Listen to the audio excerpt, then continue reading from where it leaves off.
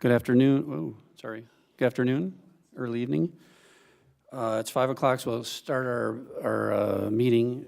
Ashley, you could just note that Linda Laurie is absent for the role. And then item 2 is approval of today's agenda, which is an action item. Is there a motion to approve today's agenda? Is there a second? Second. Any discussion? All in favor, aye. Aye. Opposed, same sign. There are no action items, so we'll move on to study session 4.1. Lana, if you want to come up, and while you're doing that, I'll make some introductory remarks. Lana's going to go over some of the ACEs information that we have, and at this point, this is an awareness for the board and anyone who's going to watch the board meeting. And Lana will discuss what ACEs are, but adverse childhood events is a big problem, not for everyone, including Albert Lea, Minnesota. Our children are affected by these quite a bit. And one of the things I've learned over the past year working with ACEs is that it is a big problem, and so sometimes the solution seems so big that it's daunting, and people feel frustrated that they're not making any inroads into correcting some of these things. But if you went to or saw the ALC graduation this week, there was a young girl that got up there, and I asked her if I could talk about her, and she said yes. And she is an example of the solution for these things does not have to be some big fancy program. It can be a single word of encouragement, a single action, a small program. And that's what happened to her, and it dramatically changed her life. But unless you're aware that these are problems and know that something that simple can change the life of a child, then you don't know what to do or say. So this is an awareness that we want to get out in the community, and we need to keep the awareness going, and the school district needs to be part of any solution that we can come up with. And so I'm going to have Lana go through some of that. We have about 20 minutes. I want to answer a lot of questions that people have. So thank you, Lana. All right.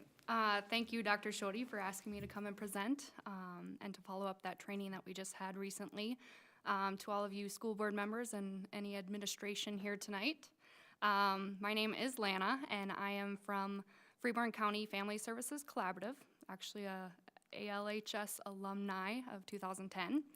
And so doing a lot of work the last 2 years for the collaborative, looking at adverse childhood experiences, children's mental health, and then through our Drug-Free Communities Support Grant, addressing substance abuse prevention. So that's just a little bit of my background, but tonight with ACEs, I just wanted to start with some of the awareness. There was an initial ACE study done, and since then Minnesota is continuing to find results and to share results, and so I'll share a little bit of that and how it relates to our school district. And then kind of, like Dr. Shoddy mentioned, just kind of begin a discussion that hopefully will continue of what we can do to not only build a trauma-informed community, but here in the school district, how we can build a trauma-informed school district. So, what is ACE? And what do ACEs stand for? And adverse childhood experiences are potentially traumatic events that can have a negative lasting effect on health and well-being. And so I'm going to get into the study a little bit, but there were 10 categories that were addressed, and I'll cover those, but it was looking at all of those things, so the negative lasting effect and what happens when a child experiences some sort of trauma in their lifetime. So these are the two doctors that did the initial study, and it was done through Kaiser Permanente out in California. And so the CDC partnered with them, and you'll see on the top is Dr. Robert Anda, and then the bottom corner has Vincent Folletti. And so they are two that are still around the world presenting on adverse childhood experiences. And here in Minnesota, we are privileged to have the Minnesota ACE Interface. And so that's a partnership they've formed with a scientist whose name is Laura Porter, who is also doing a lot of research on the ACE study. And so back in 1995 to 1997, they surveyed over 17,000 individuals from the ages of 19 to 94. And most of these individuals were on their health insurance plan, so they were looking at addressing why they were spending so much money in health care. And what maybe is the reason for that and how we could prevent the high increase in cost. And so a lot of these individuals, it was actually 4% that had not graduated from high school. So most of them were middle class, well educated, but had a lot of trauma in their lifetime. And so on the bottom, I won't read through all of that, but it shows the effects that those ACEs had on their life later on. And this next slide, so these are some of the categories that they addressed, and actually the top 5 that stood out. And you'll see at the bottom, Minnesota versus California with the original study. You'll notice that we are very similar. We have some of the same percentages that they had back in 1995. And so the top one has always been physical abuse with 28%, substance abuse, which we see as one of the highest here in Minnesota, at 27%. And then from the bottom, you can kind of read through. And as I mentioned, it's not all of them, but the ones that continue to be the largest impact. And on there it says that when one ACE is present, 87% of the time, those individuals were likely to have more than one. And so, for example, maybe having a parent that's divorced and then another parent who has a problem with substance use. And I am by no means a neurobiologist. And if you ever attend an ACEs training, a lot of them are 2, 3+ hours because there's so much research out there and so much data to share. And so in my 20 minutes here tonight, I won't speak the whole time, but 20 minutes, it's really hard to go over all of it. But looking at the toxic stress and what happens to the brain and the development of a child if they are experiencing trauma. And that kind of just shows you, and again, I won't go over all of that, but if you have time, I would encourage you to kind of read through some of that on your own if that interests you, because there's a lot, just looking at the different parts of the body, and the brain is the most impacted, but just kind of how it impacts a student. And this is probably one of the most important slides. It's showing all of the health and well-being outcomes that can happen if you do experience adverse childhood experiences. And so at the top there is the ultimate one is early death. And so it has been proven, and I don't have the numbers to share tonight of how many have died. They are still looking at that here in Minnesota because we just started within the last 5-6 years to address ACEs. But looking at what happens if you do experience one, and it's the same for 1 or 4. So kind of looking at that. So the next few slides, I wanted to include some Minnesota student survey data. And as of today, I just got an email that you have received 2016. It's usually given out in the summertime and then shared in the fall at some point with the public. And so I'm sharing tonight 2013, but I'll be excited to compare it. A lot of things have changed since that data was done. But in 2013, they decided to implement some of the ACEs original questions that were given in the Kaiser Permanente study and put it into our Minnesota student survey. So with that, 5th, 8th, 9th, and 11th graders are surveyed. And we have a county survey that we do through the collaborative for Freeborn County students. That's called the Pride Survey. And it's focused mainly on substance abuse, but we've been looking at that and how we can implement possibly some ACEs questions on that as well. But you already have the 5th, 8th, and 9th grade, and I will say the 5th grade has changed now. They have decided to remove some of the ACEs questions just due to the age and how the questions were asked, because we never want to add more trauma, and when students are filling these out in a class and they don't know who to go to after if something's brought up on that piece of paper. And so they've looked at that and taken out the 5th grade questions, but they still address 8th, 9th, and 11th. So I want to thank all of you because I don't know if you know, but the Minnesota Student Survey is an optional survey, and we're very fortunate to have that data to help us look at a lot of the things that we look at when it comes to poverty and just all the things that we're addressing as a school district.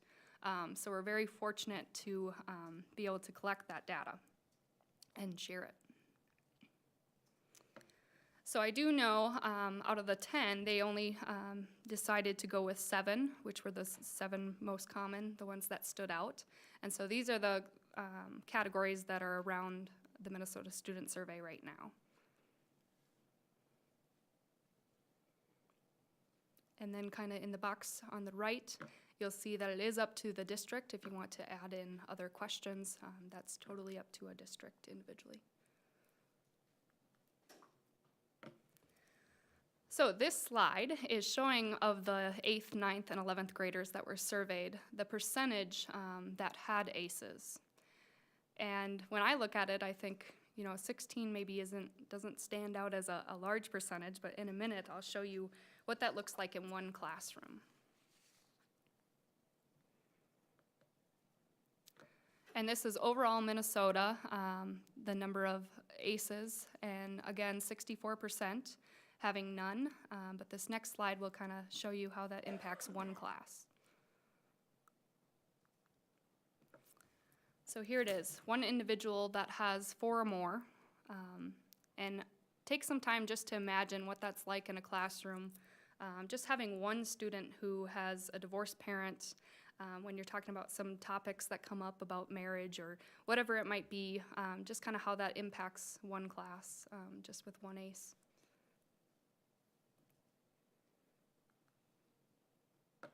And then I wanted to include, because we are talking about the original study, some of the demographics. So this is our Minnesota student survey, and we survey everyone, so male, female, even though the Kaiser Permanente was mostly male.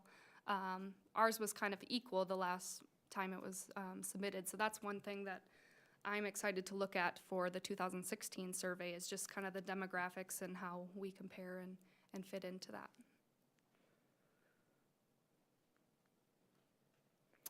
And then the next 2 slides, I wanted to share a lot of the work I do with the collaborative is looking at children's mental health, and we do the options program and truancy, and so there's a passion I have that's towards mental health, and then also our substance abuse with our grant that we have received for 5 years of funding.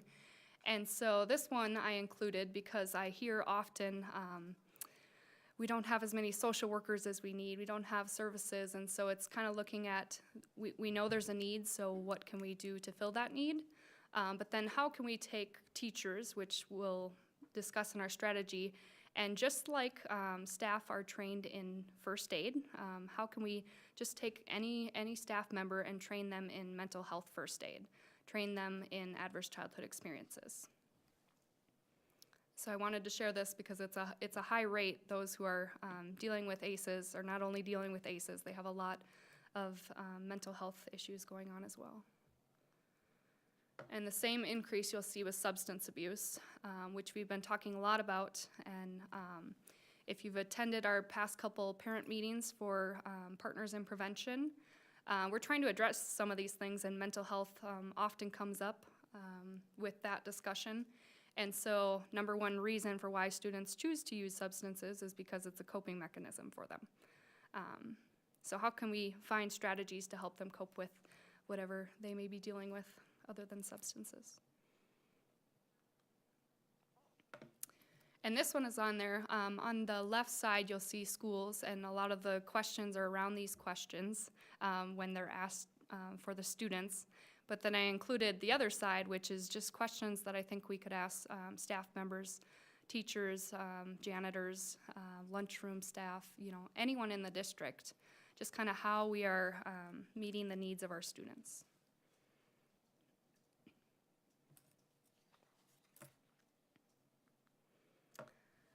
And this slide kind of shows why. It's looking at those who have 2 or more ACEs, and knowing that if they had the educational engagement or a student-teacher relationship that they feel safe about, they're less likely to end their life. And that's very important. We don't want anyone to have to get that far, and so just building up the blocks to help them to prevent that.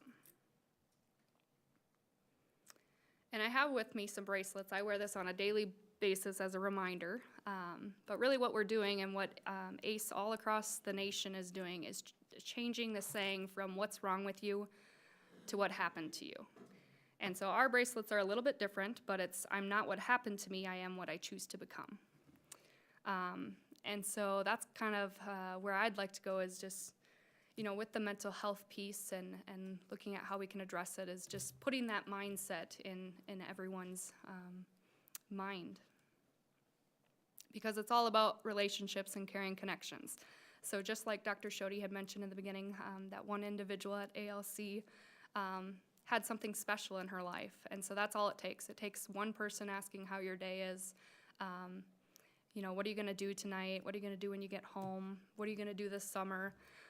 Just little things like that, knowing that students have people around them that are caring individuals because they may not have that at home. And the last slide with stats is just to show that, to emphasize that, caring adults in our community. And that we do focus groups, and so we did not do one this last year, but we did one in 2014-15. And that was the number one thing when I asked students what community members could do. It stood out as just be a caring individual, ask me how my day is. Just what I said, that's what they want. So often I'm asked what can be done.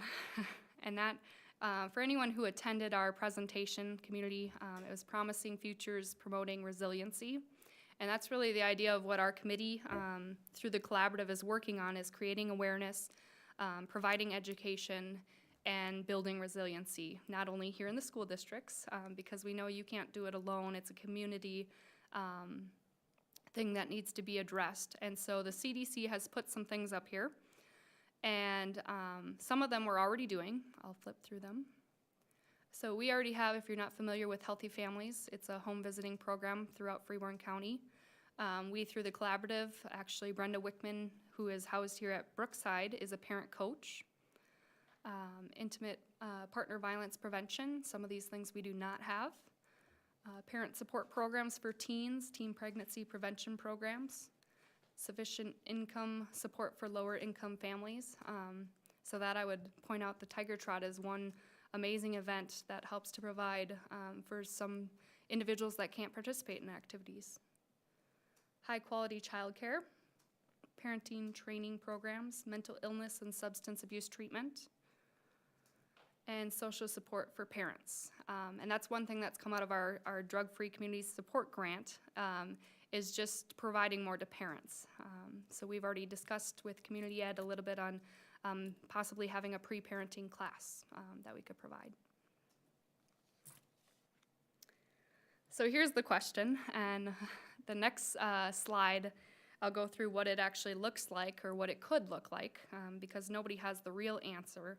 And then I want to take some time to answer any questions you have and really just start a discussion.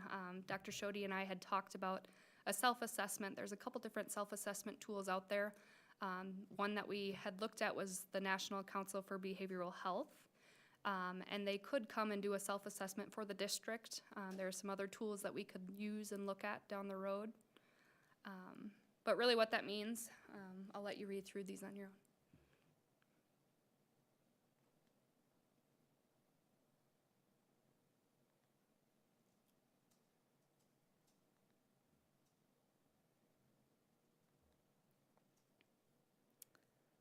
So one example that I came across, which would be a strategy, is just looking at simple things, because often we bring such large ideas and we don't know where to even begin. So one of the things that was talked about just for a school district is just walking around your building and noticing the lighting, noticing the doors and how they lock, and just overall safety of the environment that students spend a majority of their day in. And that's just one example. So with that, any questions you guys have on the study, on ideas?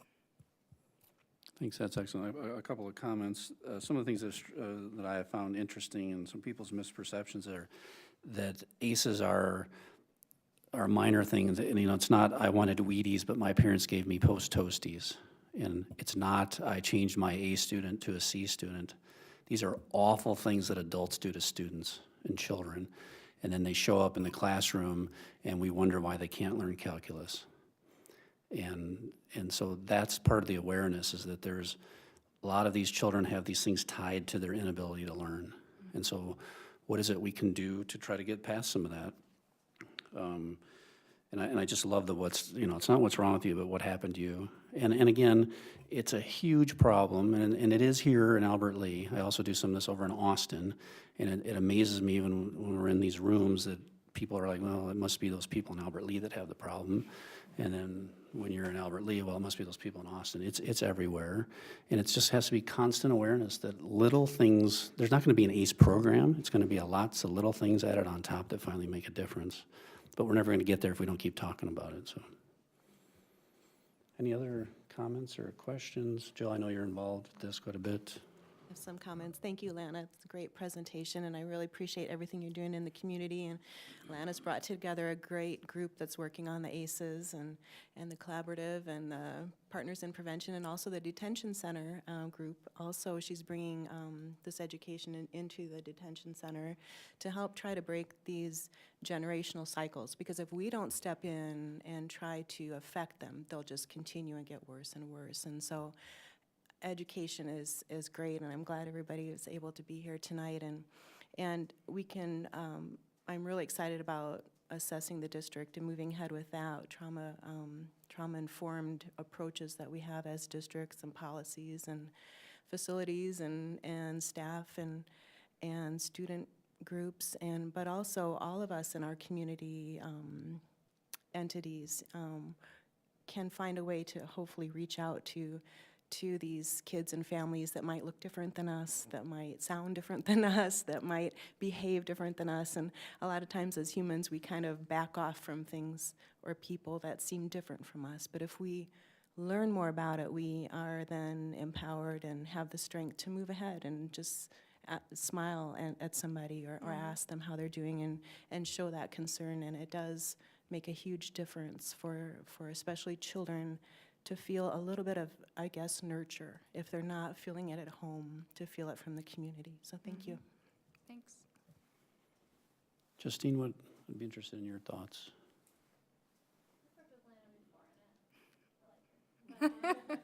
Okay. Is your mic on? Just make sure. Yeah, that's right.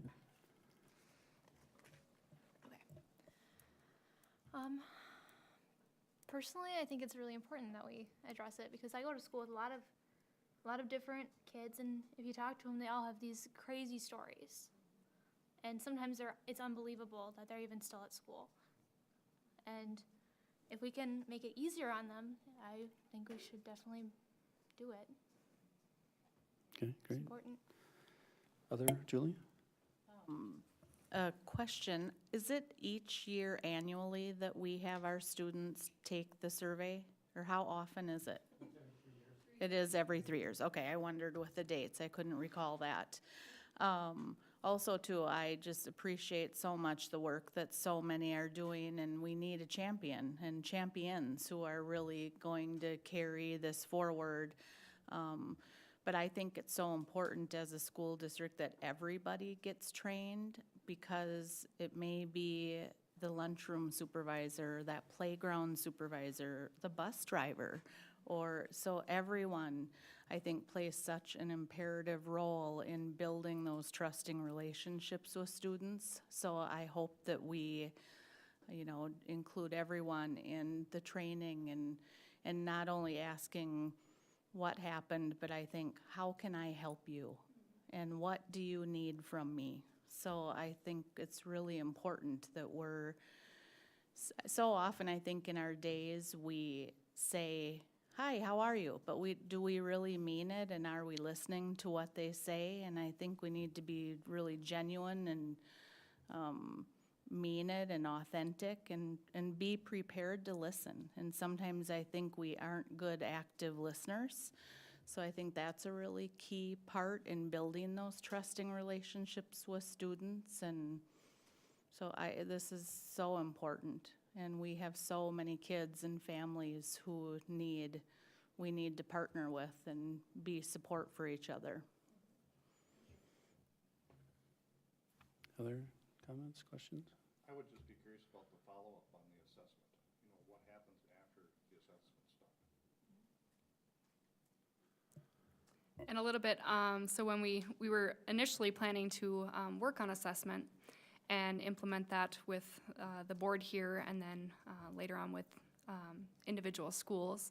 And so the National Council would come in, they have a strategic plan if we were to go with that one organization. But yeah, that'd really be the question. Is it's up to us what to do with it after we assess. And I did provide some strategies. I don't want to work ahead of anyone. But I did provide some strategies, and one would be just to, if you don't already have it, a mental health group. And ACEs would just be one of the topics of that. And so whether that be a district as a whole and having a representative from each staff member attend, or whether it be in the individual schools, just having one champion like Julie had mentioned, and taking that on. Yeah, we were going to send out an assessment, and right before I hit send, Lana found out and reminded me, thankfully, right before that it was copyrighted, so we didn't have permission yet, so it'll be a different discussion. Yeah, this is excellent. You know, one of the slides showed that school is an escape for these type of children, and so we want to move a little bit from escape to solution. I mean, it's good that there's a place for them to go, but then what part we can play, we certainly want to play, so. I appreciate your time, and again, well, you've already heard this, but you're just doing a fabulous job, and we just need to keep that out there and keep it going. So thank you very much. Thanks for coming tonight. Yeah, you can pass them around, sure. And while we're switching, the next, Diane and Amber can come on up, but I'm going to go back to the girl that spoke at ALC. You know, when I talked to her afterwards, and then I got her full essay that she wrote, there's no question in my mind she was on her way out. And whether out is out of this world or certainly out of society, and it was just one simple thing that turned her around, and she's certainly a role model for her classmates, and she wants to be an art teacher. And can you just imagine what kind of art teacher she's going to be for all students? I mean, it's just phenomenal. So just thank you. All right, we'll switch gears here. Diane Schultz and Amber are going to give us a Sibley update. So Yeah. thank you. Well, you know, you've seen me in large group, and of course, I haven't officially been introduced to the school board. So, of course, I am Diane Schultz, the Sibley Elementary principal, and I brought Amber Jensen, a fourth grade teacher, with me here tonight. We're going to talk a little bit about Sibley, and we're hoping and wanting all of our school principals to come in and keep you updated on the things that are going on within our buildings, because, as you know, we have great things that are going on here. And coming from a school district where I spent 24 years there in a variety of roles, I have to say I have finished the first year here, and I couldn't be prouder. I am thrilled that I've made the change. This school has been more than I could have expected it to be in what I wanted to see as I was moving forward. So thank you for that opportunity, first of all, for being here. It's been wonderful. So we're going to go through tonight and just talk to you about what is Sibley and what are we about. When I came in as an administrator, and even as I interviewed for this position, one of the questions are, you know, what are you going to do in that first year as a principal? And having been in a district for 24 years, I knew the feel, I knew what was going on. And one of the important things that's important to me is I want to get to know everybody, not professionally, but professionally and personally too, so we know where they are in all realms, and making sure that we're making connections and building strong relationships with the staff and the students and the families. All of those pieces together is very important to me. And so I came in, of course, for those of you that don't know me, I am kind of a go-getter. I'm let's go, let's go, let's go, want to be prepared, come in, let's get the show on the road. So Albert Lee had 1 week of school longer than we did. So I came in that last week of school last year already and met with the staff that I was going to be with, and the commitment sheet that you see I brought in. And these are things that I strongly believe as a leader, and it's not just talk. It's you have to show these things to the people as you're coming in, and having high standards for student, staff, and especially for myself. If I don't have high standards, how can I expect that from somebody else? And then, this is huge, and I preach this all the time, our students are first when I make decisions.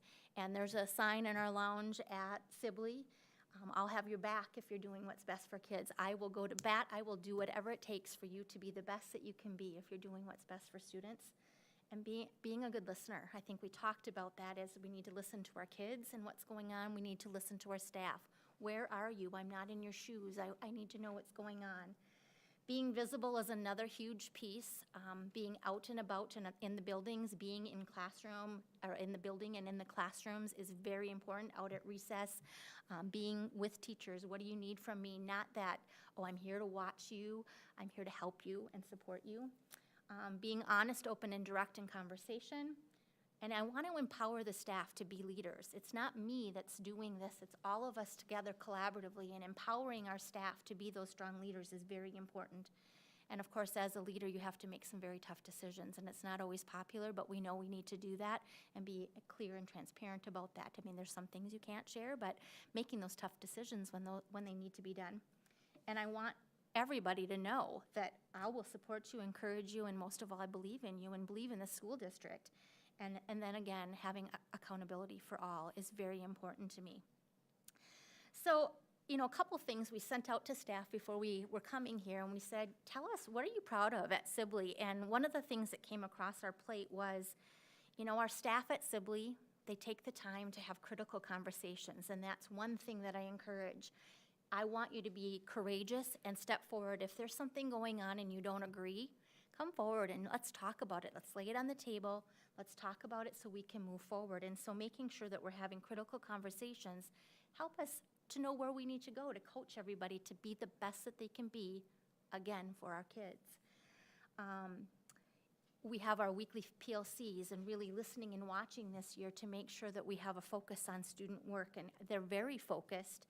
And then having a building leadership team coming in and saying, what is your goal? What do you really want to work on? And the other two handouts that you have, the biggest thing that came out with the building leadership team was that they wanted consistent behavior expectations in the building. And through our BLT, we have worked on creating that. And it wasn't just the members of that BLT, which Amber is a piece of. We went that ebb and flow of conversation back to staff. This is what we're coming up with. Give us some input. Now come back and go back to the drawing board. It's been a year-long process to create all the lessons that will go with that and to implement that so it's done well and it's not just something that's thrown together. So something that the staff is very excited to move forward with next year. One of the things that, as you saw in the paper, Commissioner Caselius came out this year, and we had fifth graders tour her around our building. And one of the things that the students that toured her, it came out loud and clear, was, we're a family here. That couldn't have made me more proud, because that, for them, they said, our teachers make us feel like we're part of that. We have a staff that works closely together, that creates a family, and the kids feel that. And I think having this presentation prior to that, we need to know our kids, and they need to know that they feel welcomed. The last day of school, okay, I've been in this profession for 25 years. I've never, ever in my career seen so many tears when they've left the building on the last day. And that wasn't tears of, oh, thank goodness I'm getting out of here. It wasn't. It truly was, I'm sad to be leaving. And that's, again, a true picture of our kids and the connections that our staff have made with these kids to say, we love you, we care about you, we want you here. Our staff it's amazing what they go above and beyond to do for them, and they feel that. And for them to articulate that, to show that, is a strong indication of what we're about at Sibley, and I believe in our district. I'm gonna go ahead and let Amber do some talking. Of course, I could talk forever, and at the end, I would love for you to ask any questions of us and, you know, what we're doing at Sibley and what we're about. I'll kind of talk on the behalf of the teachers at Sibley. When you mentioned caring about the students, that's one of the biggest things that we worry or we think about, is not just thinking of the academic needs, but really looking at the social, emotional needs of the students. Because when you're making that connection with the children, you're gonna make me cry when I think about it, because there was teachers crying, but just making that connection with the kids and really knowing that we're there for them. And if we can meet their emotional and social needs before their academic needs, then they're more willing to give us back what we're looking for academic wise. A lot of the teachers at Sibley, we work together as a team, and it's not just my kids in my classroom, it's a teamwork. So that communication with special ed, ELL, and interventionists, they're all of our students, and just making it a common goal for all of us to set those attainable but challenging goals for the students. And one of the other things that we really talked about was setting small goals and that are attainable for the kids. A lot of times, just celebrating their growth, the small things with them, is important for the students. Also, Diane touched on the aspect of having Jill Peterson and Chris Quisley and some of those coaching positions, Heather Heitman, come in, having them be approachable for us as being evaluated or observed, and not have it feel as we're being, I don't know what you want to say, just more of a less as a coaching feel. So we're not saying you're not being critiqued, it's more or less this is what I want to do to help you, and having those staff that are approachable in our building. Anything else? I think, as Amber touched on a little bit too, we talked about our mission that we're working on for our district, and I think that's something that came out loud and clear when I went back to the staff at Sibley and said, let's look at this mission statement. What does it mean to you? They said, I mean, they were happy. There was cheering going, yay. I'm so glad to see not just that academic piece like Amber talked about, it's that social emotional piece. And that's where we're looking at that behavior piece too. It's all of these things intertwined together and not in all these things in isolation, and really making our decisions based on what's best for those kids. So the staff are bringing that forward too as they're coming through with these courageous conversations of, this is what we've been missing. What can we do about that? Getting the feedback from them. They have great ideas. They're in the trenches. They're hearing those things and bringing them in to make those collaborative decisions. It's been, like I said, a wonderful school year of really getting to know what we're about, but then continuing to make that family feel and making sure that the kids feel that, because that's what it's all about. What questions do you have for Amber and I? Came to me as you were talking about, you know, the social, emotional, and the academic, and we have the academic coaches come in, and just following up from the ACEs discussion we just had, and not to go too much into that, but thinking about resiliency and thinking about, would it be helpful to have a coach that touches on that social, emotional piece, or do you have any thoughts about that, how we can even help in that aspect more? And that is a discussion I've had with coaches because I meet with the coaches and all of those people on a weekly basis. Just we need that communication across the board to always be on the same page, and with a social worker as well. And I think that's another piece that we bring in. That's very important for us to continue that social work piece. But we've talked too of how can we bring some training to all of our staff. And I think it was very important for you, Julie, to say, you know, our people that are on the playground, the supervisors in the lunchroom, them having the training as well and knowing all those pieces. And this has been something that I've been, of course, listening this year about where do we need to go next, and seeing the fact that we do need some more thoughts on that. We live, you know, a lot of us we don't deal with those types of issues so much ourselves. And how is it that how can we understand that more? And how can we deal with that more and help those kids? We have a lot of kids that come to us, and we saw that this year, and we have staff in tears going, what can I do to help them?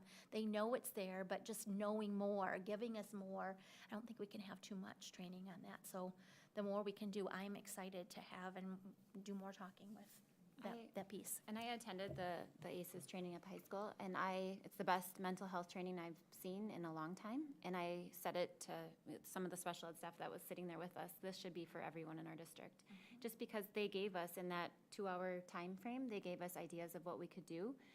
And even just to signify, like, this is what's happening with the children, and how we as educators can identify it. And more or less, when it happens in your classroom, we're asking, you know, what happened to you? And instead of that question, maybe what we can do more. And a lot of times, too, we're passing it on. We're passing it on to the social worker and saying, okay, I'll call the social worker, I'll have you go up and meet. And if we can do something right then and there in our own classrooms that gives us the tools, that would be helpful. Other questions, comments?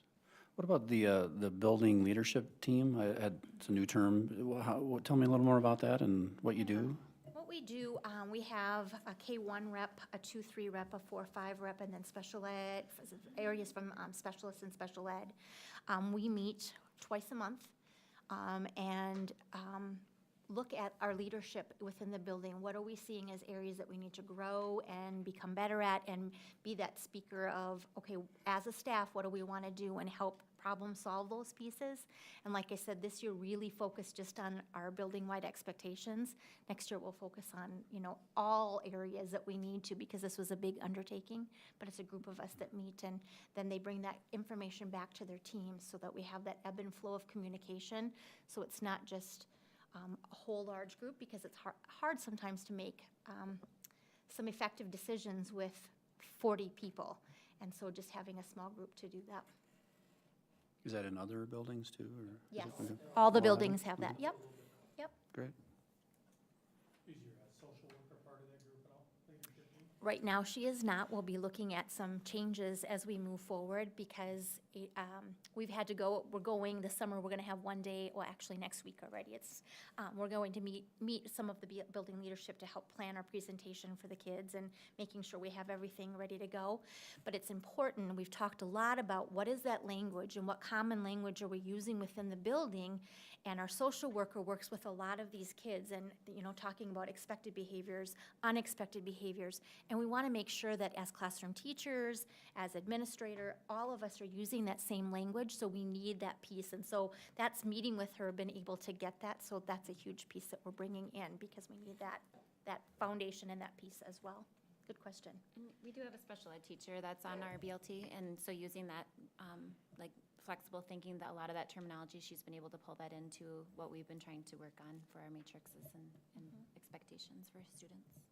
And that's with the building leadership too. We want to have a well-rounded team, not just classroom teachers, because we have more representation, more pieces that come from that. So we want representation from all areas in the building when we're making those decisions, so that we're hearing feedback from everyone and not just a select group of teachers. Very good. Other questions or comments? Thank you very much. Thank you. Appreciate your time. And then 4.3, Sarah, Joey, and Jennifer.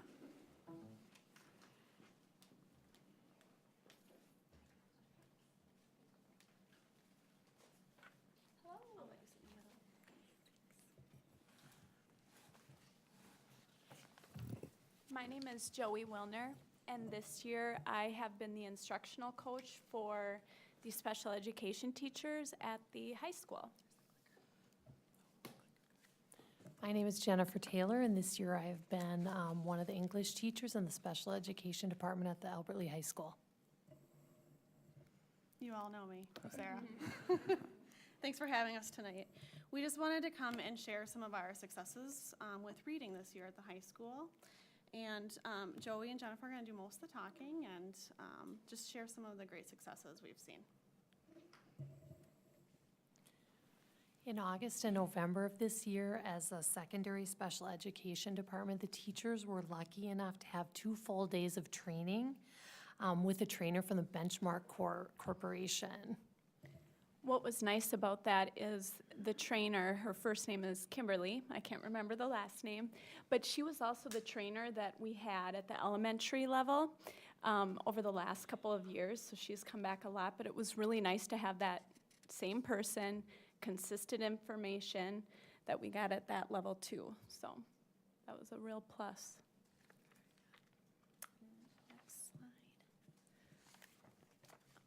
These are some of the things that we were able to implement this year. When looking at the slide, that first part, the compiling key information, at the beginning of the year, I put together a reading and instruction binder for all the teachers. And it has a lot of information. Sometimes I think it's a little too much, but this is something they can kind of use throughout the years.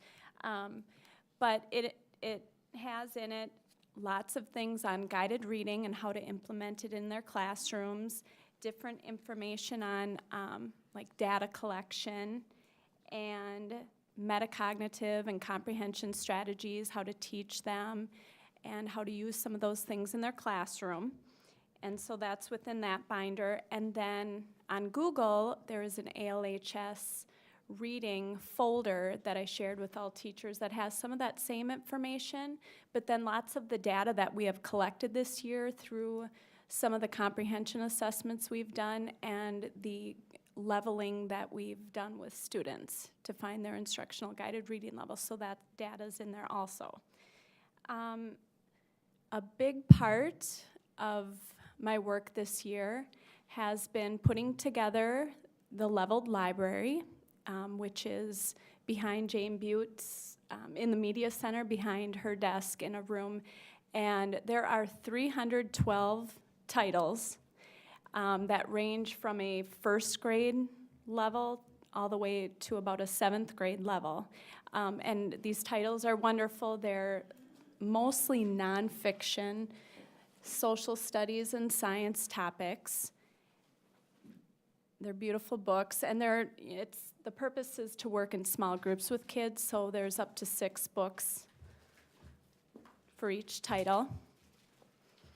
And then with that, the teachers needed to know what level their students were reading at, their instructional guided reading level. And so working with the teachers on how to do oral reading records and running records, to figure out their levels. And there were some surprises there. We had some kids at that kindergarten, first grade level in special education, and then some students that were actually proficient readers that we thought we need to start pushing more into the mainstream classrooms. And so that was huge also. From that, we, by second semester, started placing students in different special education language arts classes based on their instructional reading levels and their IEP reading needs. And that was a lot of work, but we were able to do that with some students. It was really difficult based on the scheduling and what credits they needed. But I think we got a lot done with that, and we've seen some great gains because of that. So, and then along with, I was able to go in and model a 50-minute lesson, do some team teaching with teachers, do some guided reading lessons. So, yeah, I'll hand it over to Jennifer. I just want to say that this year it's been phenomenal to have an instructional coach at the Albert Lee High School, and it's been amazing for our special education team. Joey has been absolutely wonderful to work with, and I really think that's forward thinking, and I appreciate the district giving us that opportunity. This year, Joey was able to do many different observations in my classroom and provide me with feedback on the way I was teaching, or maybe there was a specific student that I had questions or concerns about. I would have her come in and watch that student and just, offering me a different lens at how to look at how we can make things better for that student to enable them to learn. She also served as just another voice or an advocate for us. Sometimes when we were too close to the forest to see the trees, she was able to step back and say, yeah, no, have you thought about approaching something this way? So that's been wonderful. And for students as well, she's just been part of the group, another teacher that the students respect in the hallways and in the classrooms. Also somebody to talk through the process with and just kind of deal with students. I had a student this year that very high IQ, but very low processing speed. And, how do you, just different conversations we'd get into. Have you tried this? Have you tried that? So it's really been great to have somebody to bounce that off of. Also, our PLC work, Joey's been very integral in that as well, where we focused on guided reading. Pretty much every Wednesday, we had a new topic or something to discuss. Additional instruction with Benchmark Universe is the website for most of the books that you're seeing. It's just a very diverse website with tons of information out there. And Joy was really able to dissect that for us and give us bits and pieces of it. So it's really been an excellent year having her. And then this just lists some of the materials, like we said, the leveled library. The oral reading records are what we used to level our students and running records to continue monitoring the students daily when listening to them read. The reading binders, now CARS and STARS, what that stands for, those are the comprehension assessments that the CARS stands for Comprehensive Assessment of Reading Strategies, and there are 12 reading strategies that it focuses on, and it's on the back of each one, it lists those 12 strategies that we go through with the students, but it's things like finding the main idea, cause and effect relationships, figurative language, there's, like I said, they're listed on the back. But what was nice is these are also leveled, these assessments, so we have pre-K for those functional skills students, all the way through 8th grade level students for especially some of our students in our options program who would use those. And then the STARS are those books that go with the assessments to really practice those different strategies. And so we would use that with our guided reading.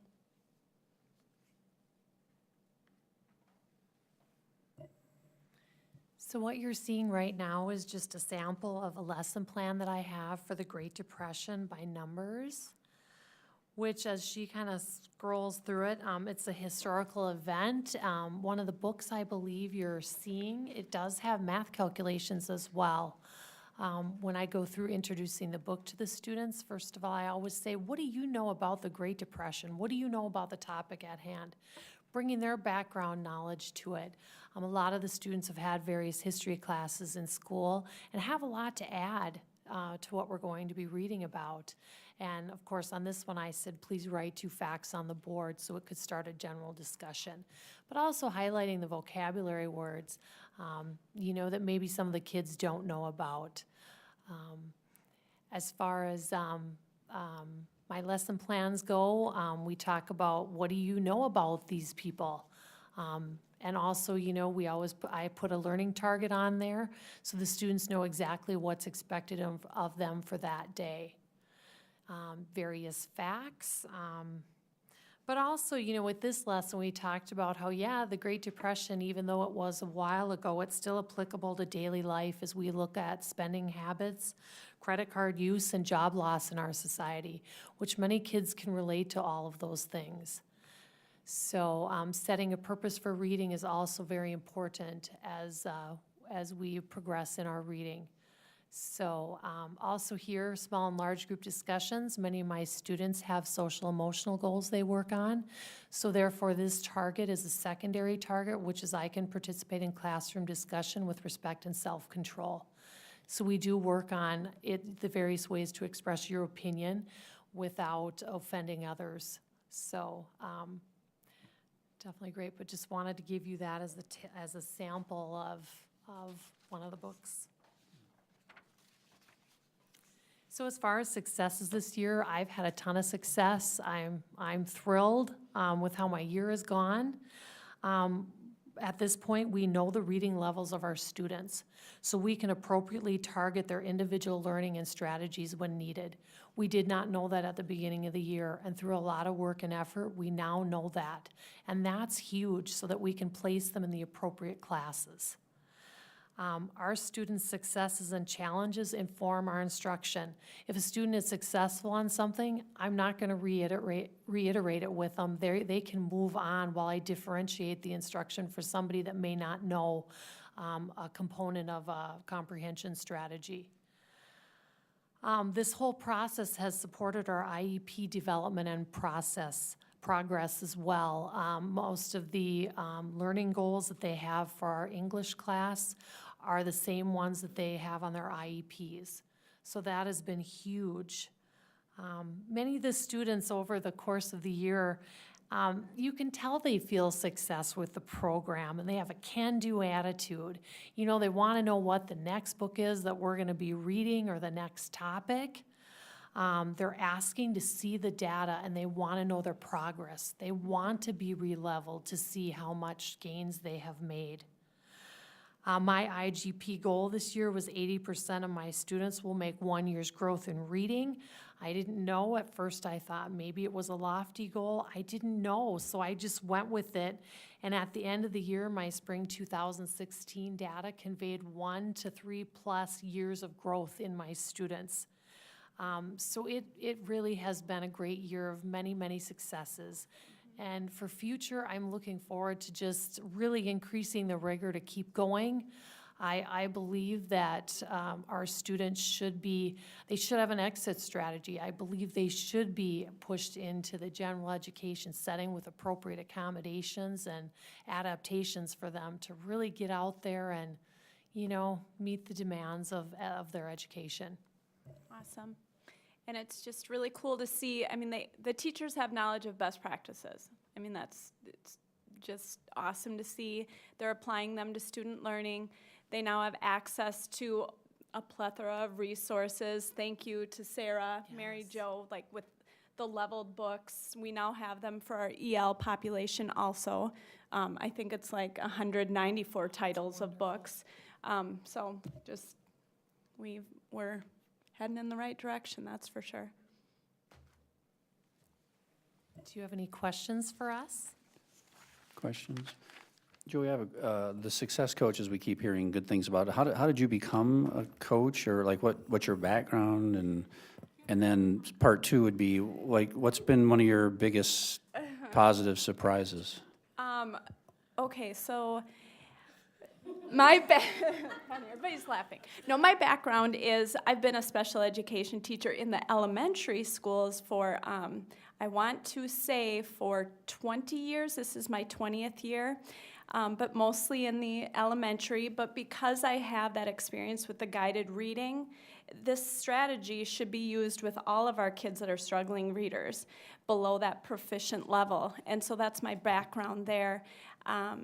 And what was the second question? Like one of your biggest positive surprise or something? Well, the most positive is I was honestly terrified to work with kids at the high school level. And day one, when I got hugs and hellos from former students who were now juniors and seniors, that first day turned things around for me. I was so excited to work with these kids. I've had a chance to work one-on-one with real struggling readers at first, second grade level, EL SPED students, and it's going to be extremely hard for me to leave that. And the teachers have been just wonderful with supportive administration. It's been the greatest experience. There's a reason that I was put in this position, and it's been a great experience. Great. Jennifer, then had you had a coach before ever? No, this is the first year that So we how have did had an you instructional coach. process that this isn't someone coming to spy on me and critique me? How did that work, that you found it to be coaching and not critiquing? Well, interestingly enough, when I was in my student teaching, Joey was my facilitator. So I had a background relationship with her, but I guess that never really crossed my mind, because I just always felt like if the district was going to do that, it was for the betterment of teachers. So, I guess the whole spying and all that never really kind of crossed my mind. I just felt like it's always so good to collaborate and to have a second lens in your classroom, because it's what's best for kids, It really is. Good answers. Other questions or comments? About a total of 12 for reading. That was our main focus this year. And of the books that you sent around, I'm sure they're all little age-specific, different age. Are they all 8th, 9th grade type levels? Actually, the ones that we brought today range from 1st through 6th grade level, I believe. So we tried to bring a variety. Anything else? I think it's great, that you're so proud of, and we're proud of you, and you're so excited, and that makes us excited. And so if there's other things that we can do to help, you just have to let us know. Thank you very much. Oh, Jill. It's just so exciting to see you I don't, you yourselves as teachers are adapting to so many challenges in the can't even say individualization of your students. There is such a spectrum that you're dealing with, and so to look at the levels and to see the growth and to have that exit plan is so exciting, and it sounds like you're doing a great job. Thank you. I wanted to share also, Joey is going back to elementary to teach, and it's one of the things that she and I had a lot of discussion about, and she's excited to go back. But one of the things we are doing, which relates to some of the other presentations, is we are implementing a behavior instructional coach next year at the high school. So that will be .5. Specifically related to helping our teachers be more proactive with students and behaviors so they can get to that educational component. So we're really excited to start that. Okay, other? All right, thank you very much. Appreciate it very much. I have one more group coming up, so. Okay. Yep, your turn.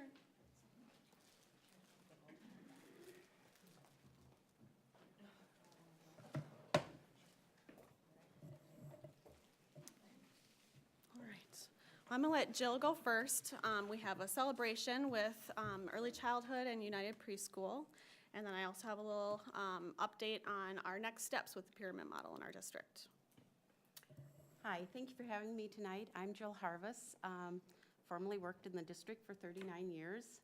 And when I retired, I guess I wasn't quite ready to retire, so I got a job working for the Minnesota Department of Education as a early childhood professional development facilitator, which means that I line up staff development trainings for early childhood people in the southeast part of Minnesota. So I still had the luxury of keeping my hand in education. And when I heard the wonderful things about Sibley that's going on there and at the high school, where they were talking about the importance of social emotional skills, and now you're looking at hiring a behavior coach at the high school, and also about the coaching that's going on in the district, it's a perfect segue to the pyramid model innovation that I just want to speak to you just briefly about tonight. 2 years ago, United Preschool and the Albert Lee Early Childhood Special Education Department entered into a partnership to apply for an innovation that was offered by the Minnesota Department of Education called the pyramid model. They were accepted, and so their commitment at that point was for 2 years that they would receive training, that they would collect data, that they would be observed, that they would have a coaching structure in place, that they would have a leadership team in place to help them focus their work about social and emotional skills. So the pyramid model is a framework for supporting social competence and preventing challenging behaviors in young children. And we know that if we can prevent these behaviors in young children, their success as they move on to elementary and high school will probably be greater. Kind of sobering statistic is that the highest percentage of children that are expelled from school settings, childcare, is in the preschool. So many more preschoolers are expelled than at an elementary or a high school level, and that's frightening. And it's because of their behaviors, not because of their academics. So the pyramid model emphasizes building positive relationships with children and families, creating supportive environments in the schools, and this kind of ties back to the ALHS information we heard, and then intentionally teaching social skills to children. We sometimes assume that they'll come to school and we'll have to teach them the ABCs or how to count, but we don't think about we really need to teach some of these children some basic social skills so they can be successful. Pyramid model is research-based and data-driven.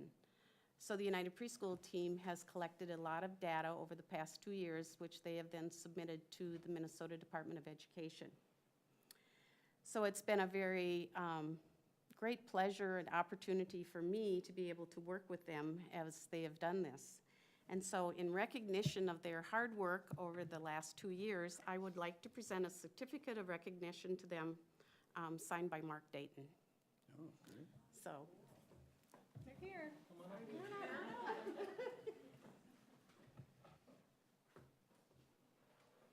And I think think this goes back to Governor Dayton's recognitions of the importance of early childhood education. Oh, sure, yeah. He is very supportive of this.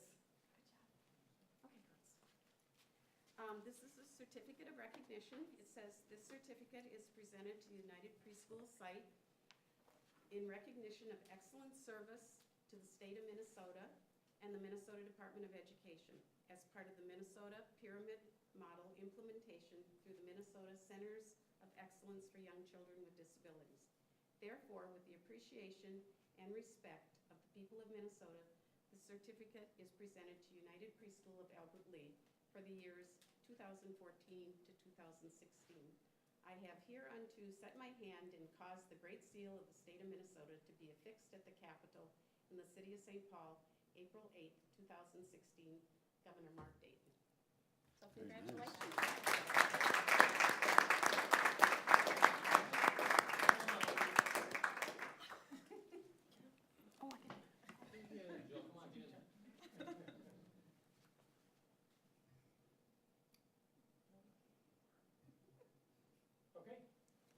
And could you introduce everybody? Just, people are going to see them on TV and we want to know who they are and. This is Jenny Holt. She's a teacher at United Preschool. This is Annie Olson, another teacher at United Preschool. This is Alice Jackson, who's actually a paraeducator for our school district. And I'm Audra Boisman, the early childhood special ed teacher for our district. Thank you very much. And on behalf of United Preschool, I think I can say this, that they would welcome a visit from anybody, anytime, to see the wonderful work that they're doing with young children in our community. And it's a great partnership between the school district and United Preschool. Great, thank you.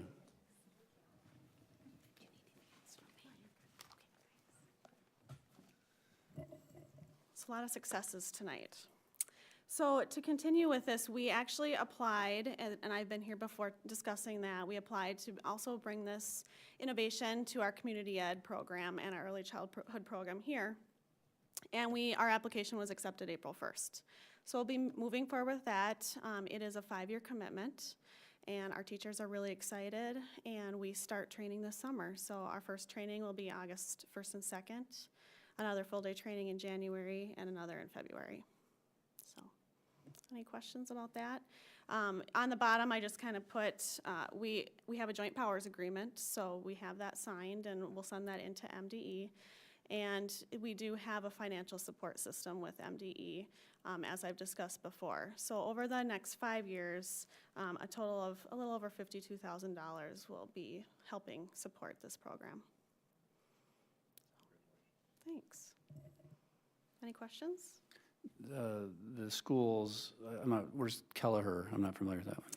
So I don't know where all the school districts are. Up north, in the northwest part of the state. Okay. Yep. I think I know the other ones. So Great, just a few schools got accepted, so that's, yeah. our team Very did a good. nice job writing the application. Our teachers really had a huge part in that piece. That is great. Questions? And you can come back sometime and update us on how things are We going. will. And very good. Okay, Thank you. anything else? All right, we're adjourned. Thanks, everybody.